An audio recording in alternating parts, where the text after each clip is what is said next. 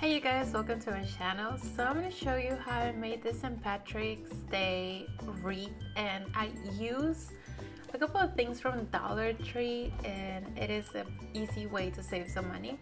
So as you can tell, these are the things that I'm using, and that wreath, I'm going to post the tutorial on how to make it. So it was already pre-made because I use it to change it with different seasons.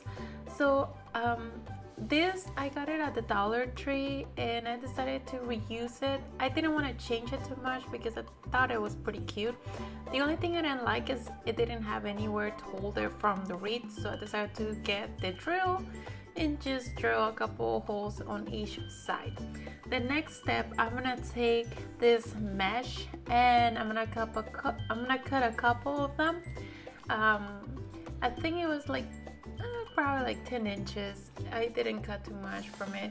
And from this ribbon, it was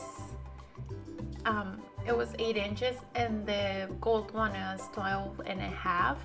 So you can play around with it, and with the pipe cleaner, just go ahead and fold them and hold them in the middle, and do this with all of your ribbons. That way you can attach them to the wreath. So once you have all of them, go ahead and start putting them in the wreath by holding them in the wires that go all along behind the burlap. So continue doing this, trying to play it, make it fluffy. You can add more material. I just added a couple here and there, but you can make it fluffier and it will look amazing. Anyways, so I want to continue adding all of these little details. And actually that gold ribbon, I believe I bought it on Christmas, but it worked here. I think it looks great. It accentuates with the gold from the leprechauns, so it's a pretty cool thing. And that ribbon, I bought it at the one with the green one. I bought it last year. If you wait until the holidays are done, you find a lot of the materials half off, 75% off. So that's usually what I do, and I just save it until next year. So some things might be a little hard to find, but if you go to a dollar store, lately they've been coming with a lot of amazing things that you can use. So once you have your wreath pretty much all done with all the little things here and there, the next step will be to actually start adding the St. Patrick's Day sign. So I'm gonna use wire, and you can buy this at any craft store or hardware store. They sell it at Walmart, the big spool, for probably like $2-3. It's not that expensive. So I grabbed it this way, and I was able to actually attach it to the wreath and make it look like it was floating. If you make it fluffier in the center, it will actually lift up a little more than mine did. But I didn't want to add a lot of material because I wanted to be able to see the burlap and all of this. That's why I decided to do it this way. So I'm gonna go ahead and finish attaching this and see how that will fold.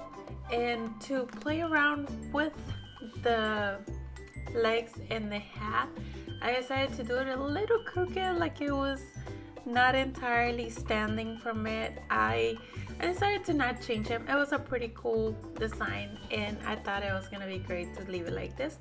So using the same ribbon that I had, I'm going to just attach it to my wreath, and hopefully it will stay all together.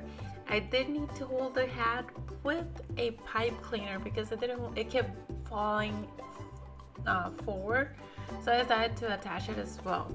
So now I'm gonna add the last details, which is the clover leaves, and a couple of the gold coins that I found. I found those packages at the dollar store. So if you still have time, go ahead and get a couple of things if you're inspired by this. So that's how it looks like. It's just a cute way to decorate for St. Patrick's Day. I usually tend not to decorate much for this holiday, but I've been feeling like decorating the house a lot more this year. So this is what it looks like. I hope you enjoy this tutorial. Let me know if you make this, tag me or share with me, send me a message. I would love to see that.